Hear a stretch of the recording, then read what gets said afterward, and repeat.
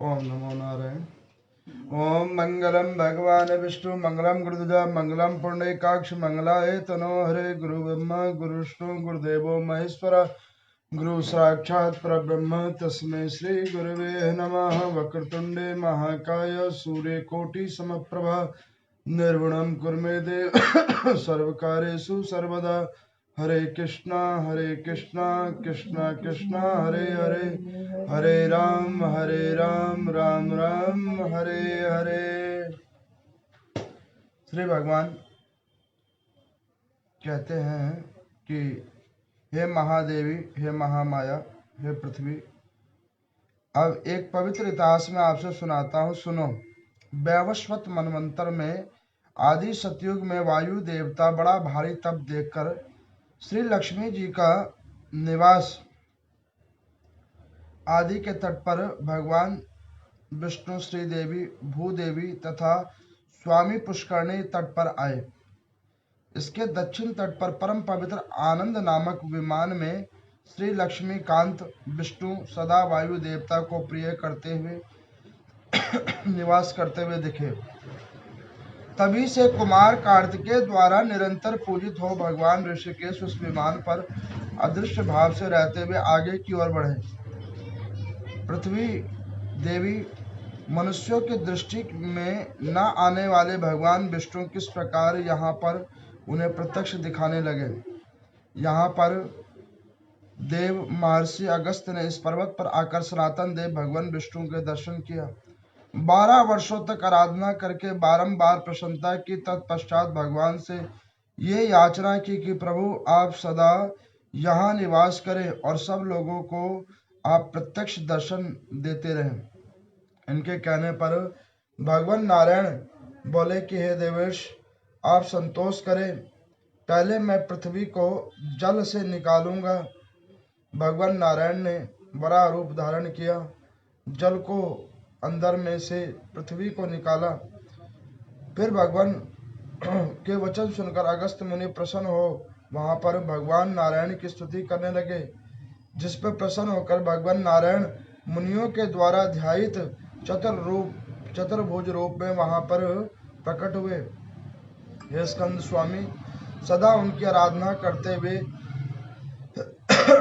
वहां पर वायु देवता आदि सब संलग्न होकर पृथ्वी को स्थापित किया।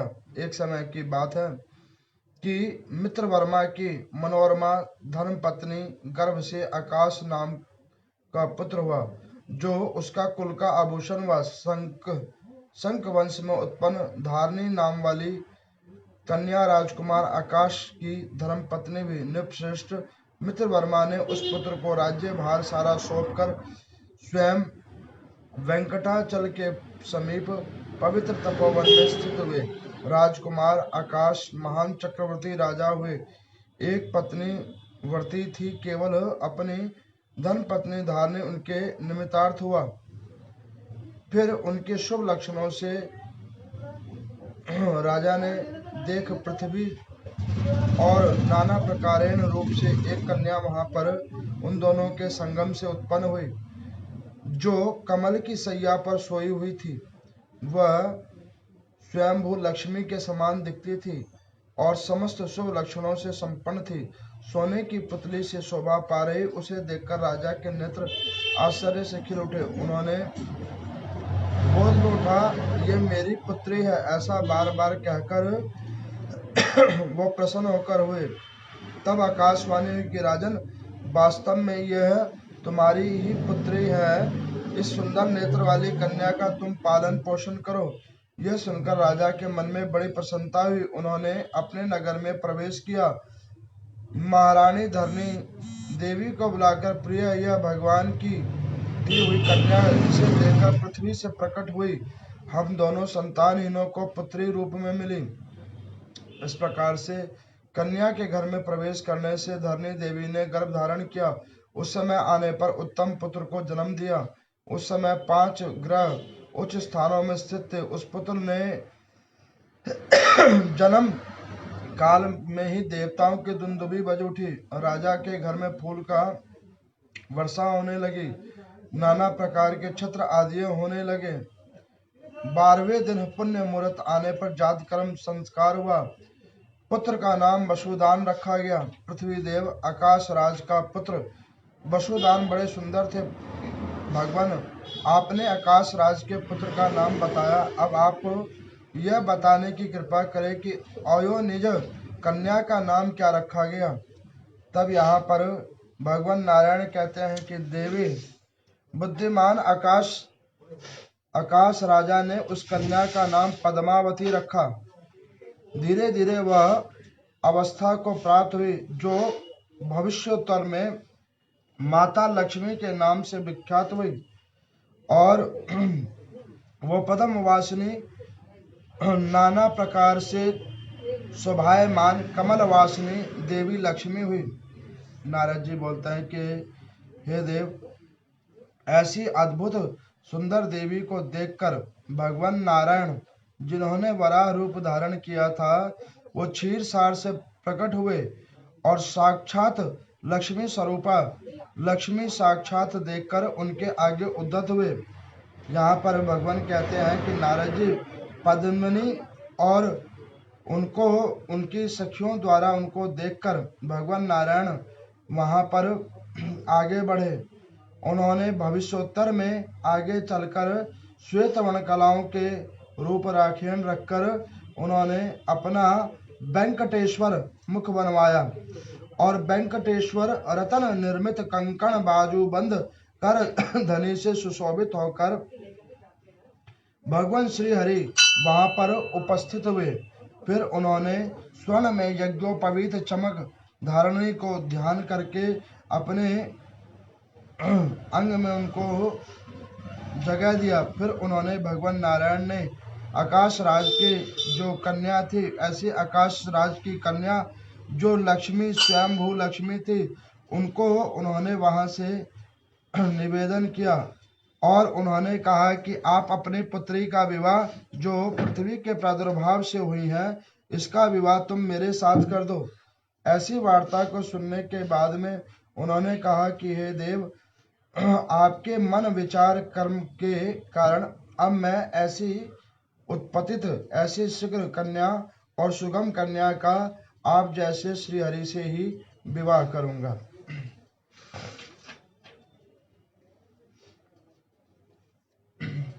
कल की कथा में आप लोगों ने श्रवण किया था कि भगवान स्कंद को अरुणाचल प्रदेश की कथा सुनाई गई थी। कल आप लोगों को सुनाया था अरुणाचल प्रदेश माँ चामुंडा का उत्पत्ति सुनाई गई थी। अब आज यहाँ पर भगवान स्कंद ने पूछा कि प्रभु कृपा करके हमें ये बतलाइए कि पृथ्वी पे ही सारे भगवान कैसे आ गए, पृथ्वी के ऊपर में आपके सारे अवतार कैसे हो गए पृथ्वी के ऊपर में। तो कहने लगे इसकी एक बहुत पुरानी ऐतिहासिक कथा है जो मैं आप लोगों को सुनाता हूँ।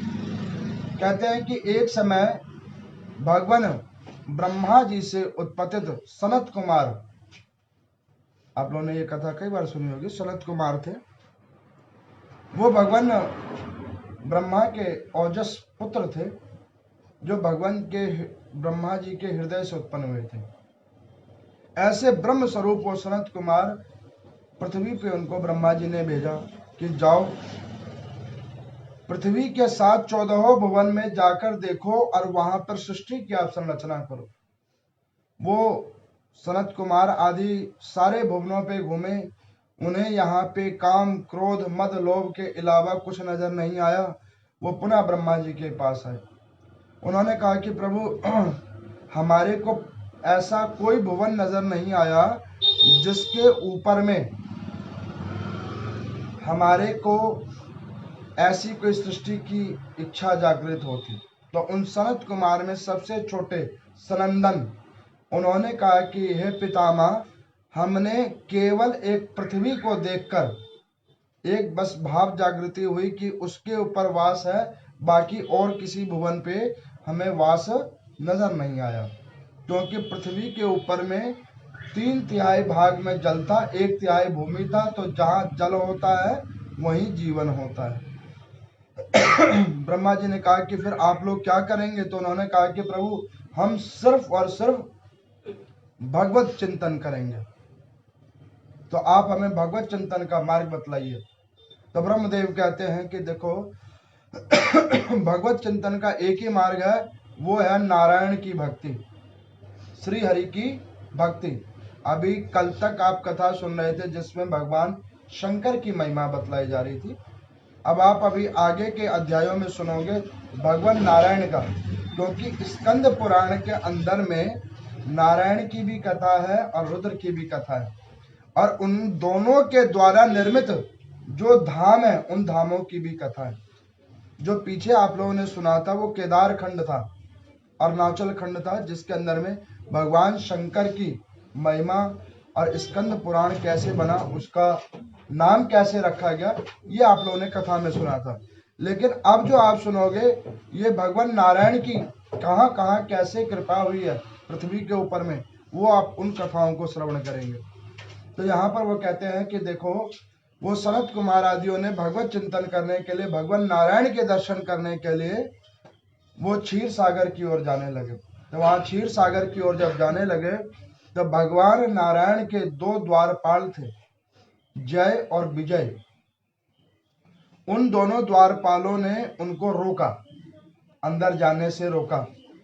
तो उन सनत कुमारों को क्रोध आया और उन्होंने उनको श्राप दे दिया कि जाओ मृत्यु लोक के ऊपर में 3 युगों तक राक्षस बनो। अब जब उनको ऐसा श्राप लग गया तभी क्षीर सागर का बैकुंठ का द्वार अपने आप खुल गया। क्षीर सागर से भगवान नारायण उठकर पहले स्वयं आ गए। जब भगवान नारायण स्वयं आगे आ गए तो उन्होंने कहा कि हे मुनि, आप लोगों ने इन द्वारपालों को क्यों श्राप दे दिया। जब ये वार्ता कही तो उन मुनियों ने ये सोचा कि वाकई श्राप तो हमने दे दिया, लेकिन इस श्राप के पीछे ब्रह्म देवता का कार्य भी सिद्ध हो गया। पृथ्वी का निरूपण अब भगवान नारायण के द्वारा होगा। उन्होंने कहा कि प्रभु ये जो श्राप दिया गया है, इस श्राप के माध्यम से ही पृथ्वी के ऊपर में जन्म होगा और जन्म के अनुसार आपके अवतार होंगे और अवतार के रूप में सद्गुण रूप में हरि पृथ्वी पे उतरेंगे और दुर्गुण और तामसिक रूप में ये आपके दोनों द्वारपाल उतरेंगे। तो यहाँ पर सतयुग की कथा वो सुनाते हैं कि सबसे पहले हिरण्याक्ष और हिरण्यकश्यप, जिनकी कथा आप लोगों ने सुनी हुई है, उनकी प्रादुर्भाव हुई सतयुग के अंदर में। सबसे पहले भगवान जब पृथ्वी लोक के ऊपर में आए तो हिरण्याक्ष ने क्या किया था, हिरण्यकश्यप का बड़ा भाई हिरण्याक्ष, उसने क्या किया था कि पृथ्वी को उठाकर जल के अंदर में समाधिष्ठ कर दिया था, जीवन नहीं उसके ऊपर बनने दे रहा था। तो पृथ्वी गौ रूप लेकर भगवान नारायण के पास गई थी। उन्होंने कहा था कि प्रभु, अगर पृथ्वी के ऊपर मेरे ऊपर अगर आपको जीव आत्माओं का समावेश करना है, उन जीव आत्माओं को वहां पे जीवित रखना है, तो जल से आपको इसको बाहर निकालना पड़ेगा। तो भगवान नारायण वहां पे वराह रूप लेके आए। ऐसे भगवान नारायण वराह रूप लेकर वहां पे प्रकट हुए हैं, जिन्होंने मुख तो वराह का है और शरीर देवताओं का उन्होंने धारण किया है। ऐसे चतुर्भुज भगवान ने अपनी सूंडी के ऊपर में उस रसातल से पृथ्वी को उठाया और पृथ्वी को वायु के पास में दे दिया और शेषनाग जी को आदेश दिया कि इस भूमि की, इस पृथ्वी की रक्षा आप करोगे और इसकी जो अंदर में जीवन होगा वो जीवन को आप संचालित करोगे। अब आपको पता लगा कि नवग्रह कैसे अटके हुए हैं। किसी ने पूछा भगवान सूर्य जी से कि ये 14 भुवन हवा में उड़ कैसे रहे हैं। तो यहाँ पर इस कथा के माध्यम से पता लग रहा है कि शेषनाग जी, उन्होंने एक भुवन को उतारा और उसके बीच में वायु डाली है वायुदेव ने। तो वो वायु के अंतराल से सारे भुवन एक दूसरे के इर्द गिर्द घूम रहे हैं। अब घूम क्यों रहे हैं उसका कारण सुनो। घूमने से उनका समय और काल परिवर्तित हो रहा है।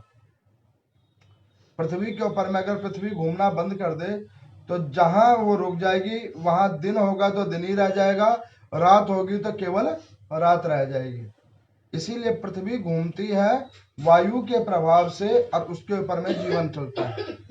तो यहाँ पर कुमार स्कंद ने कार्तिकेय जी ने पूछा कि हे भगवान, अब आप मुझे बतलाइए कि वराह भगवान ऐसे पृथ्वी को बाहर निकालकर उसके बाद वो कहाँ चले गए। तो कहने लगे कि यही अब आपको हम कथा सुना रहे हैं, जो अब जो खंड हमने शुरू किया है उस खंड की यही कथा है। पृथ्वी के ऊपर में भगवान नारायण उन्होंने एक प्रदेश बनाया जिसका नाम रखा वेंकटेशचल। वेंकटेशचल, ये 3 शब्दों का एक पुर बनाया उन्होंने। उस पुर के अंदर में तीनों भागों में उन्होंने हरि को तीनों रूपेण रूप में रखा, जल रूप में, थल रूप में और वायु रूप में।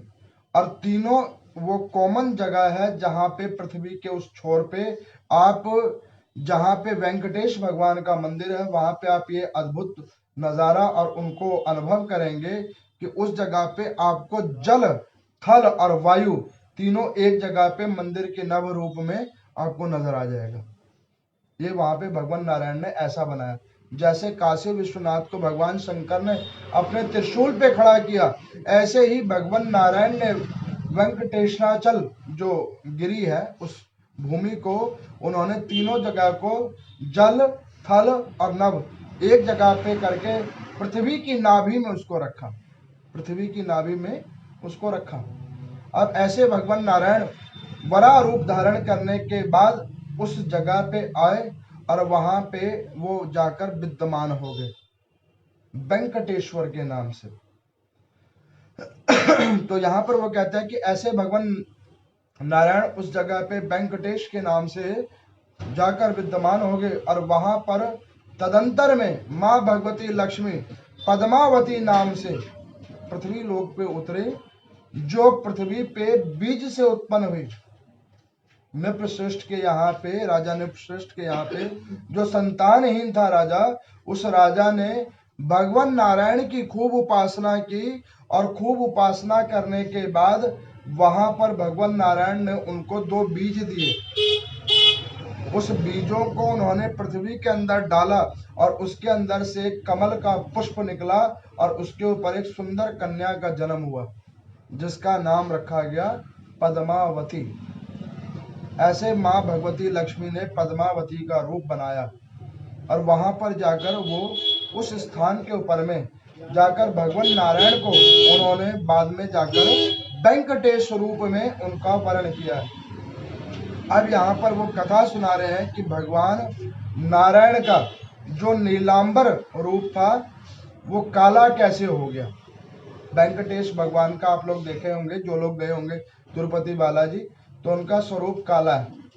वो काला कैसे हो गया, तो वो यहाँ पे उसकी कथा सुना रहे हैं कि इसी तदंतर के अंदर में सनत कुमारों जब वो वहां से चले गए तो सनत कुमारों के द्वारा किए गए ऐसे क्रम के बाद में वहां पे भृगु ऋषि आए, महर्षि भृगु आए। वो भी ब्रह्मा जी के ओजस पुत्र हैं। अब वो भृगु ऋषि जब आए तो उन भृगु ऋषि ने क्या किया, जाकर नारायण भगवान को ध्यान में देखकर उन्होंने 1 बार 2 बार भगवान नारायण को जगाने का प्रयास किया और जब भगवान नारायण नहीं जगे तो उन भृगु ऋषि ने अपना चरण उठाया और भगवान नारायण की छाती पे दे मारा। और जैसे ही भगवान नारायण की छाती पे उन्होंने अपना चरण मारा तो वहां पर एक काला रंग उनके छाती पे हो गया। जैसे ही काला रंग वहां पे हुआ तब सबसे पहले माँ भगवती लक्ष्मी ने महर्षि भृगु को श्राप दिया।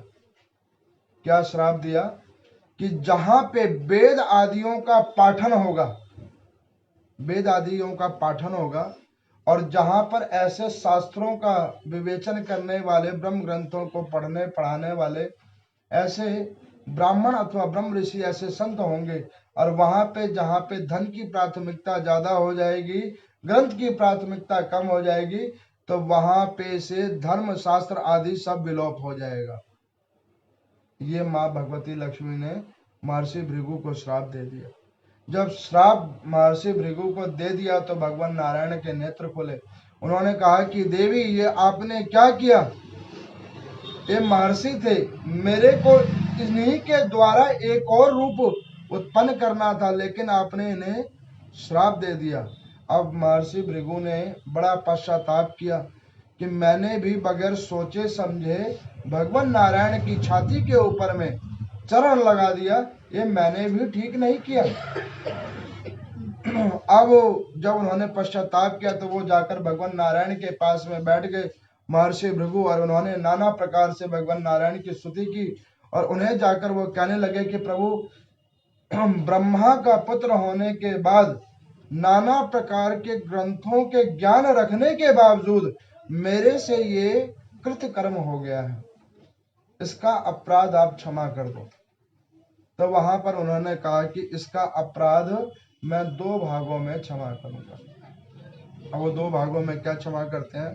तो पहला भाग जो है, भगवान नारायण ने काला रूप अपना बना लिया। तुम्हारा विमोचन का मैं पहला भाग अपने ऊपर ही ले लेता हूं। उन्होंने अपना काला मुख बना लिया, पूरा शरीर भगवान नारायण का काला हो गया। वही चल के आगे वेंकटेश भगवान बने हैं। दूसरा भाग उन्होंने हुंडी में बनाया, दान पात्र। आप लोग देखते होंगे वहां पे जो जाओगे, साउथ साइड के जो लोग मंदिरों में गए हैं, वहां पे हुंडी होती है। उस हुंडी में भगवान नारायण ने दूसरा रूप बनाया, और उस हुंडी के अंदर में 2 भाग और किए, एक स्वर्ण दान और दूसरा तुला दान। उस हुंडी के अंदर में 2 भाग किए, एक स्वर्ण दान और दूसरा तुला दान। और ये दोनों भागों के अंदर में भगवान नारायण ने महर्षि भृगु के द्वारा किए गए उस अपराध का विमोचन इस प्रकार से किया।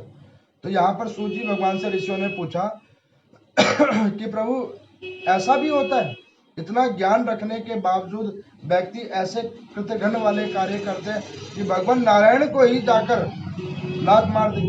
उन्होंने कहा बिल्कुल होता है, बिल्कुल होता है। उन्होंने कहा कि देखो, जो जो पृथ्वी के ऊपर में कार्य होता है, जो जो प्रकारेण होता है, वो सब पहले से ही निर्धारित होता है। मान के चलो, वो यहाँ पर कहते हैं कि जैसे कि हमारे यहाँ पे आप पृथ्वी पे लोग कहते हैं वैज्ञानिक। वैज्ञानिक शब्द पहले भी था और आज भी है। अब वो यहाँ पर वो कैसे है, पहले था और अब आप कैसे है? पहले जो हमारे ये ब्रह्म ऋषि थे, महर्षि कर्दम, वो बहुत बड़े वैज्ञानिक थे। महर्षि भृगु, वो बहुत बड़े वैज्ञानिक थे। वैज्ञानिक कौन होता है? जो नई चीजों का जो है रिसर्च करता है, उसके ऊपर खोज करता है, उसको संसाधन पर अनुसाधन करता है, वो होता है। आप ये देखो कि परमाणु बम पहले भी थे। जो ब्रह्म अस्त्र वगैरह थे वही तो परमाणु बम थे।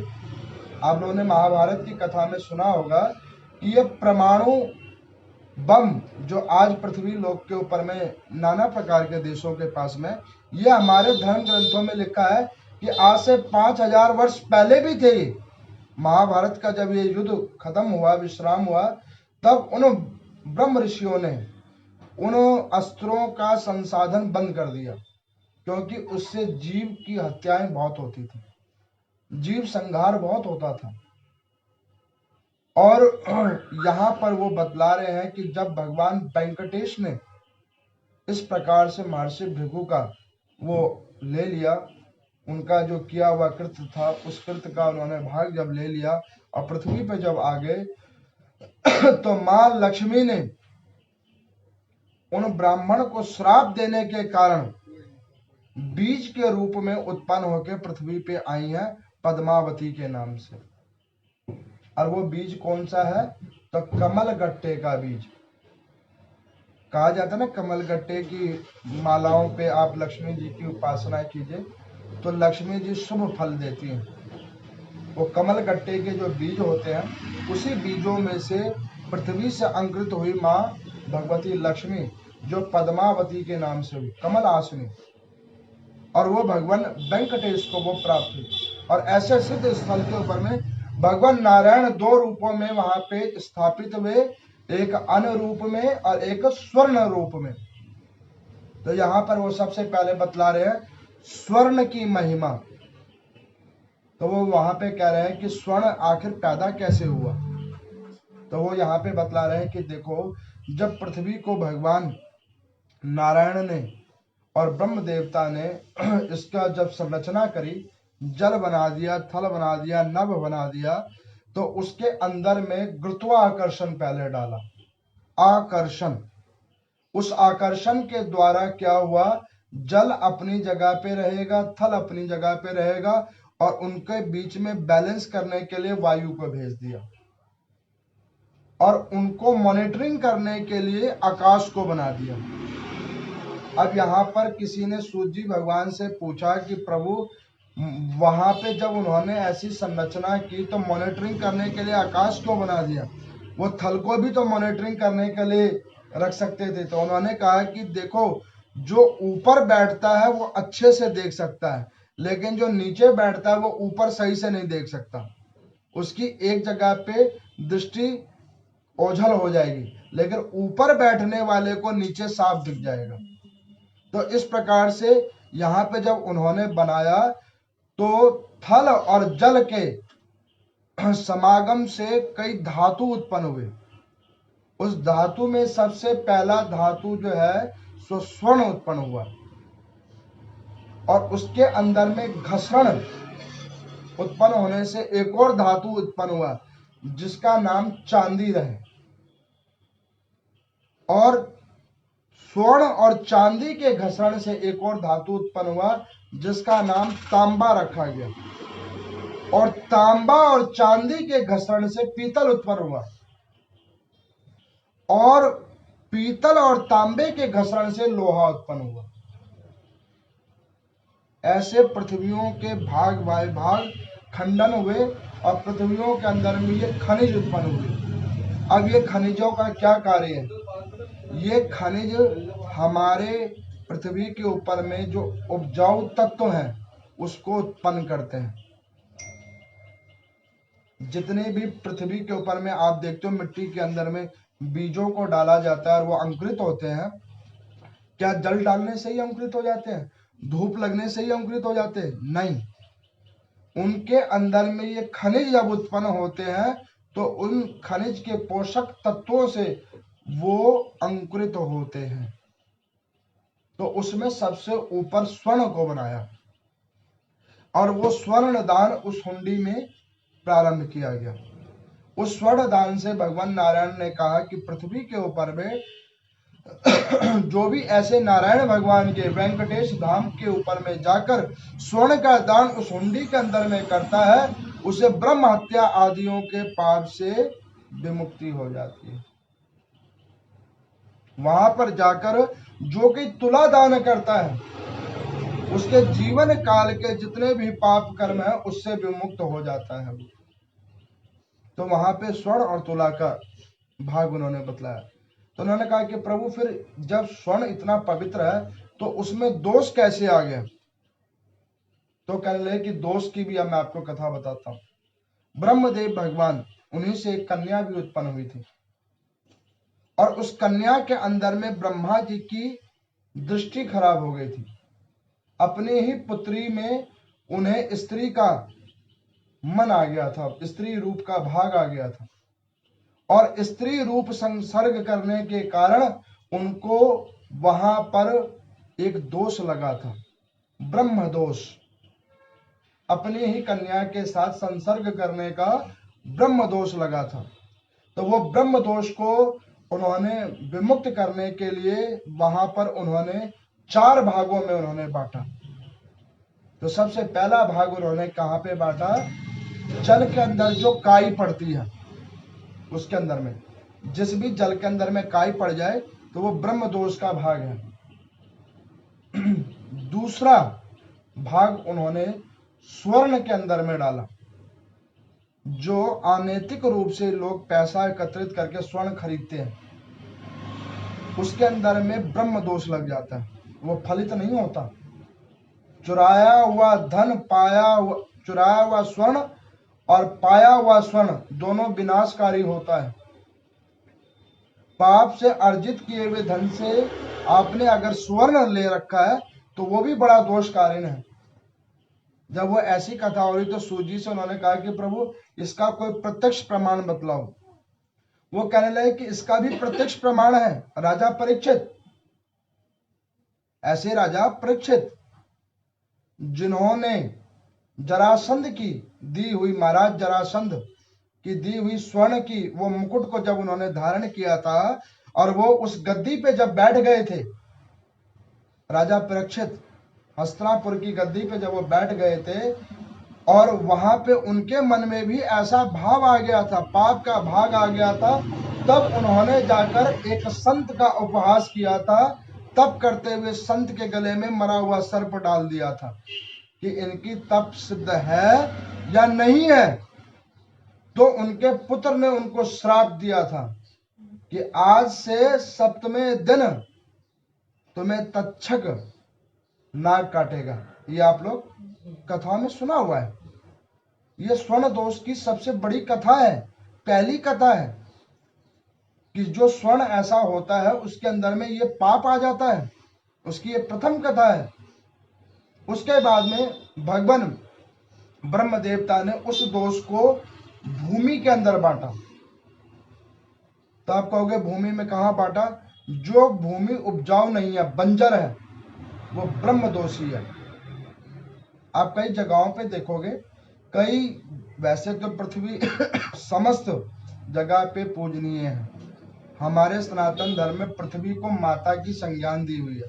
माता किसे कहते हैं? जो अपने बच्चों का भरण पोषण करे उसे माता की संज्ञान दी जाती है।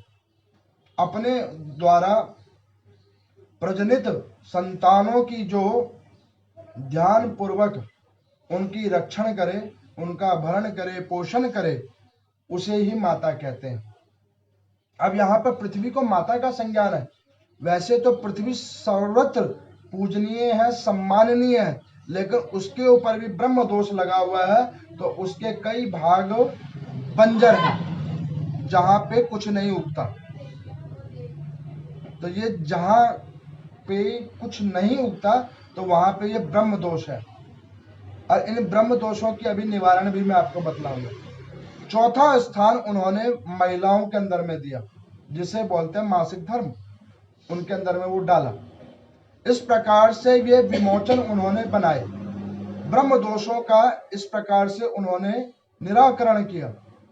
अब जब ये ब्रह्म दोषों का निराकरण हुआ तो यहाँ पर वो कहते हैं कि जो कोई स्वामी वेंकटेश्वर के धाम पर जाकर, वहां पर जाकर स्वर्ण का दान कर देता है, अन्न का दान कर देता है तुला रूप के अंदर में, तो उसके अगर ऐसे किए हुए कोई कृत्य भी हो तो वो उससे कटित हो जाते हैं। अब वो वहां पे बतला रहे हैं कि माँ भगवती जब पद्मावती के रूप में लक्ष्मी वहां पर जब स्थापित हुई उस स्थल के ऊपर में, तो सबसे पहले वो स्वर्ण ही वहां पे उत्पन्न हुआ। और वो स्वर्ण उत्पन्न हुआ और 7 खानों में वो रखा गया।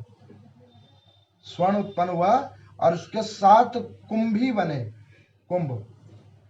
और वो 7 कलशों के अंदर में देवी वैभव रूप के अंदर में वहां पे श्री के साथ में विद्यमान है। आप लोगों ने कई बार पीछे टीवी में सुना होगा कि तिरुपति बालाजी के 7 दरवाजे वाला वो मंदिर है, उसकी अभी वो श्राइन बोर्ड चाबी नहीं दे रही है। क्या खजाना है? अरे बाबू, खजाना नहीं है, उसके अंदर में साक्षात लक्ष्मी का वास है। और आपको मैं बतलाऊं, जब तक उन 7 खानों के अंदर में, वो 7 कुंभों के अंदर में लक्ष्मी जब तक पृथ्वी के अंदर में उस क्षेत्र में है, तब तक भारत के अंदर में अन्न, वस्त्र, धन, इसकी कभी कमी नहीं होगी। ये हमारे शास्त्र कहते हैं, कभी भी कमी नहीं होगी। वो वहां पे सूक्ष्म से सूक्ष्म रूप में माँ भगवती किसी ना किसी प्रकार रूप में अपने आप इस क्षेत्र की वो रक्षा करती हैं। आप एक चीज देखो, गौर करने वाली बात है। आप लोग जितने भी हिस्ट्री पुस्तक में जो पढ़ाई जाती है, उसमें क्या पढ़ाया जाता है इतिहास के अंदर में, कि उस देश ने भारत के ऊपर में आक्रमण किया, मुगलों ने भारत के ऊपर आक्रमण किया, अंग्रेजों ने भारत के ऊपर आक्रमण किया। आपने कहीं यह सुना कि इन लोगों ने जाके अमेरिका के ऊपर आक्रमण किया? नहीं सुना। ब्रिटेन के ऊपर किया? नहीं सुना। क्यों नहीं किया? क्योंकि वहां कुछ था ही नहीं। जिसे हम सुलभ और अच्छा समझते हैं, सुगम समझते हैं, वहां पे श्री विहीन है। भारत की आबादी सबसे ज्यादा क्यों है? उसका कारण यह है कि यहाँ पे हरि वेंकटेश रूप में है, पद्मावती लक्ष्मी स्वरूप में यहाँ पे विद्यमान है भारत के अंदर में। और वो जब तक नारायण भगवान और माँ भगवती लक्ष्मी यहाँ पे विद्यमान है, यहाँ पे कभी भी दरिद्री उत्पन्न हो ही नहीं सकती। आप ये देखो, कितना भी यहाँ से लूट लिया गया, कितना भी यहाँ से सब कुछ उठा लिया गया, कितनी भी भारत के अंदर में गरीबी आ गई, लेकिन आप फिर भी किसी कोनों में चले जाओ तो आपको ऐसा कोई नहीं मिलेगा जिसको अन्न ना मिलता हो, वस्त्र ना मिलता हो। हाँ, टीवी पे दिखाते हैं कि ये भूख से मर गया, गरीबी से मर गया, दिखाते हैं। वो ऐसे वही लोग हैं जो कर्म की प्रधानता नहीं देते। ऐसे वही लोग हैं जिन्होंने सनातन धर्म में विश्वास रखना बंद कर दिया। केवल वही लोग अन्न की वजह से भूखे मरे होंगे। नहीं तो आप ये देखो कि ऐसी और भी कई कंट्रियां हैं जहां पे वो कुछ भी करते तो भी वहां पे संसाधन उत्पन्न नहीं होते। वैसे संसाधन है, लेकिन और उनके पास उपार्जन कहीं भी नहीं है। जैसे कि उदाहरण तौर पे अरेबियन कंट्रीज, उनके पास में क्या है? सिर्फ तेल है और उनके पास कुछ भी नहीं है। पीने का पानी भी नहीं है, वो भी वो बाहर से मांगते हैं। खाना तो बहुत दूर की बात है। अच्छा, हम जिसको सबसे विकासशील देश मानते हैं, अमेरिका मान लिया, जिसको सबसे ज्यादा विकासशील हम मानते हैं, हर व्यक्ति की इच्छा होती है उस प्रदेश में जाने की। अब आप वहां पे देखो, अगर वहां पे इतना विकासमान होता, उसके अंदर में ऐसे गुण तत्व होते, तो उसकी आबादी तो अब तक भारत चाइना से 3 गुनी ज्यादा हो गई होती। वहां पे आबादी नहीं है। वहां की आबादी कैसे है? यहाँ के आर्यावर्तियों के द्वारा। आप अगर विश्लेषण करो, ऐसे जितने भी रिच कंट्रीज हैं, उनकी आबादी कहाँ है? वो आबादी यही आर्यावर्तियों के द्वारा है।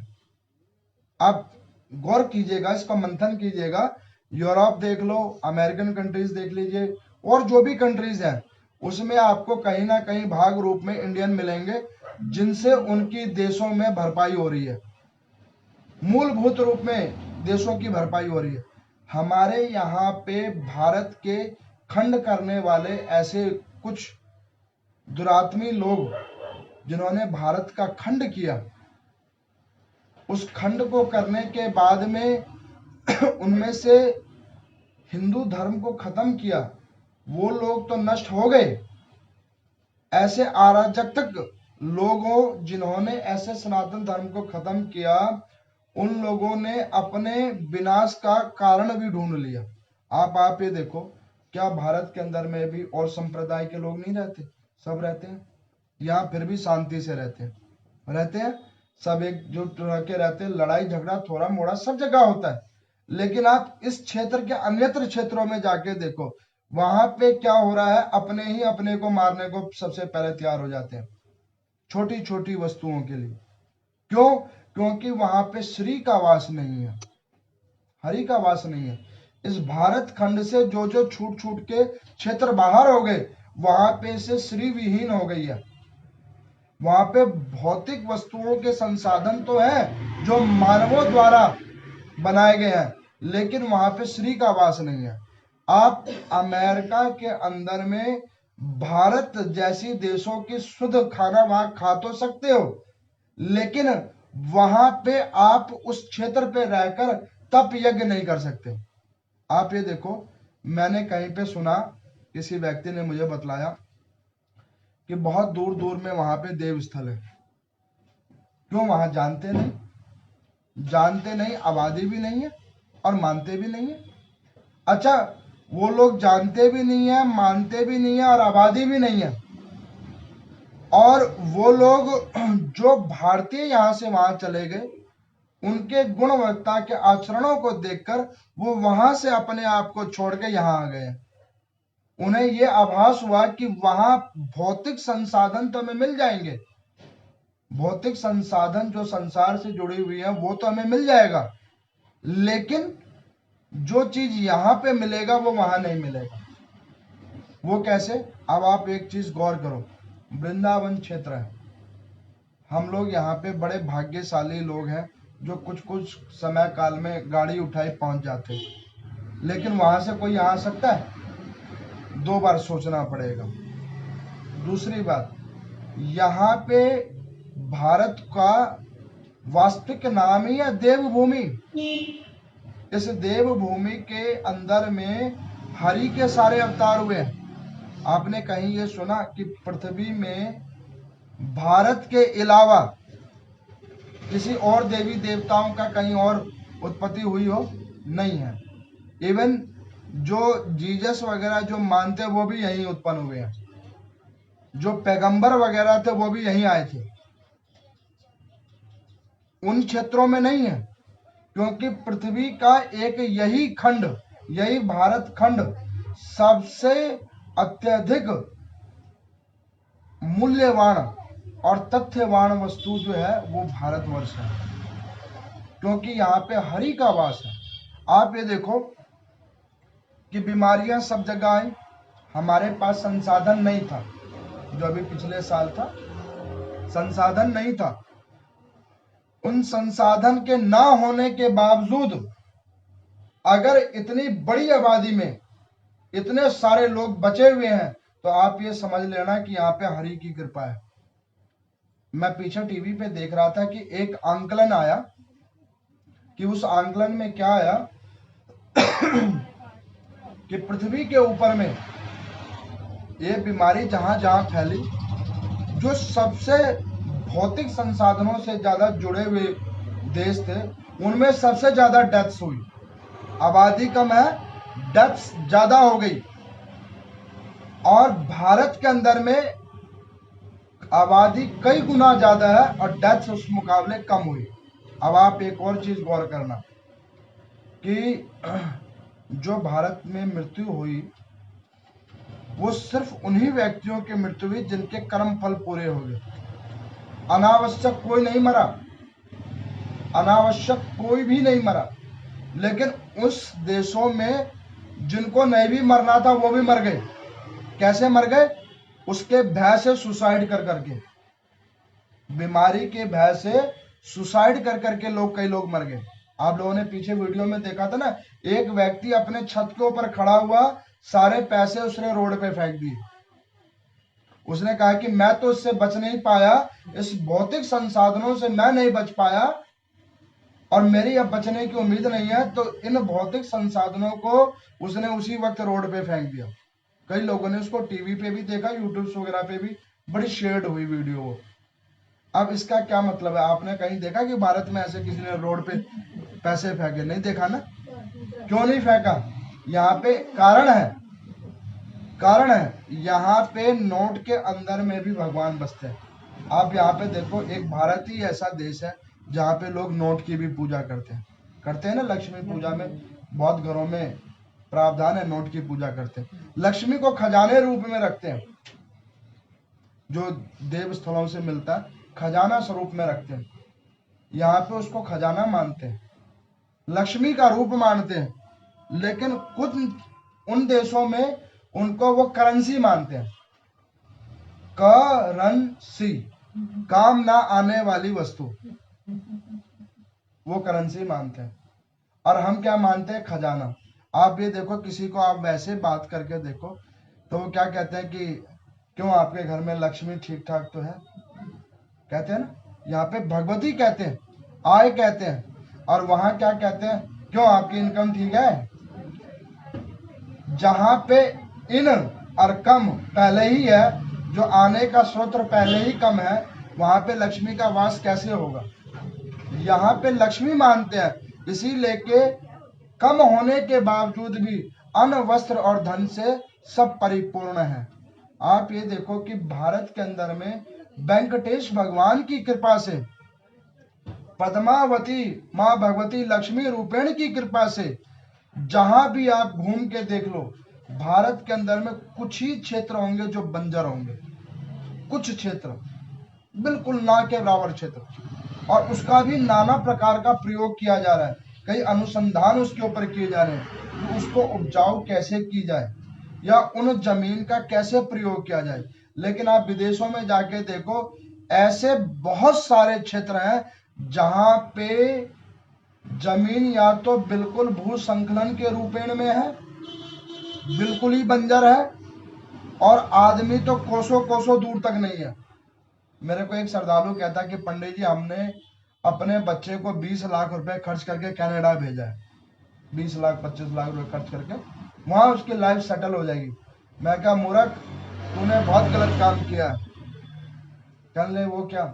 मैं कह, गिन के एक एक दो दो संतान है, उन एक एक दो दो संतानों को इतना क्या बड़ा बना रहे हो ये भौतिक संसाधनों के पीछे। कहने लगे कि भारत में कोई लाइफ नहीं है। मैं कह, यही तो लाइफ है, वहां जाने वाला वापस आएगा नहीं। ऐसी जगह पे भेज के क्या फायदा जहां से व्यक्ति वापस नहीं आएगा। भारत में रखो, आपको मैं बतला रहा हूं, मेरा अपना अनुभव है और मेरा अपना मानना है। एक समय ऐसा भी आएगा, आप देखना, कि जो 15-20 लाख रुपए वहां देकर गए हैं, वो वहां की कंट्रियों की ऐसी हालात ना हो जाए कि वहां के लोग कहें कि ये लो 15-20 लाख रुपए आप, और कृपा करके हमारे क्षेत्र में चलो। ऐसी नौबत आ जाएगी वहां पे। क्यों? वहां पे भौतिक संसाधन तो है, लेकिन देव उपासना नहीं है।